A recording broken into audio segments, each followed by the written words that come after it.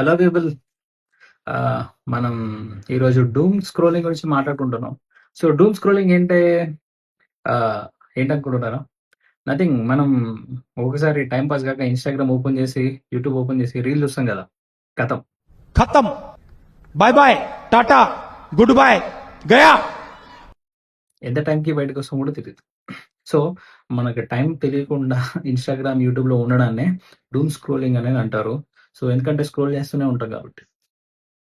ఒక్కొక్కసారి weekend, weekend గురించి వీకంతా wait చేసి వీకెండ్‌లో రీల్స్, ఇన్‌స్టాగ్రామ్ రీల్స్, యూట్యూబ్ రీల్స్‌లో మునిగిపోతాం. So, end of the day realization ఏంటంటే, సండే అయిపోయింది. ఇది మీకు కూడా ఉండుంటది. సో, చాలా డిప్రెస్డ్‌గా, చాలా అన్‌సాటిస్ఫాక్షన్‌గా అయితే ఉంటది. సో, నాకైతే ఉంటది. ఉంటది. సో, వాళ్ళు కూడా ఇదే చెప్తున్నారు.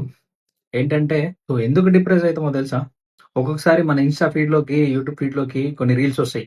అవి ఎందుకు ఫేమస్ అయినాయో, ఎందుకంత రీచ్ వచ్చిందో అస్సలు తెలీదు. సో, వాటిని చూసినప్పుడైతే కొంచెం అన్‌సాటిస్ఫాక్షన్ ఫీలింగ్ అయితే వస్తది. సో, ఇలానే వస్తాయని చెప్తున్నారు వాళ్ళు గూడా.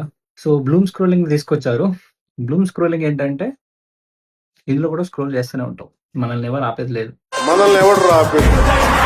సో, కాకపోతే మనం చూసే ఫీడ్‌లో మనకి మనం ఏదైతే లైఫ్ గోల్స్ ఉంటాయో కొంతమందికి ఫోటోగ్రఫీ, డాన్స్, మ్యూజిక్ ఇలా వాటికి సంబంధించిన ఇంట్రెస్టింగ్ పేజెస్ ఏవైతే ఉన్నాయో వాటిని ఫాలో చేయడం గానీ, అవే మన ఫీడ్‌లో వచ్చేటట్టు చూసుకోవాలి. ఇప్పుడు సౌజీ ఉంది. సో, సౌజీ ఏంటంటే ఎప్పుడు fashion designing, so, designing interest ఉంది కాబట్టి, సో, డిజైన్‌కి సంబంధించినయే చూస్తది. సో, ఎప్పుడు ఇన్‌స్టా ఓపెన్ చేసినా అయ్యే వస్తా ఉంటాయి. శారీస్, డ్రెస్సులు. సో, అట్లా. కొంతమందికి హెల్త్, కొంతమందికి జిమ్. సో, ఆహ్, అలా చేసుకుంటే మన లైఫ్‌కి అప్‌లిఫ్ట్.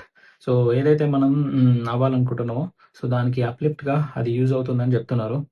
సో, ఇంకెందుకు మరి మన ఫ్రెండ్స్ ఎవరైతే ఉన్నారో వాళ్ళని డూమ్ స్క్రోలింగ్ నుంచి బ్లూమ్ స్క్రోలింగ్‌కి అప్‌డేట్ చేద్దాం. సో, ఈ రీల్‌నయితే వాళ్ళకి షేర్ చేయండి. Thank you for watching. Have a good day. By.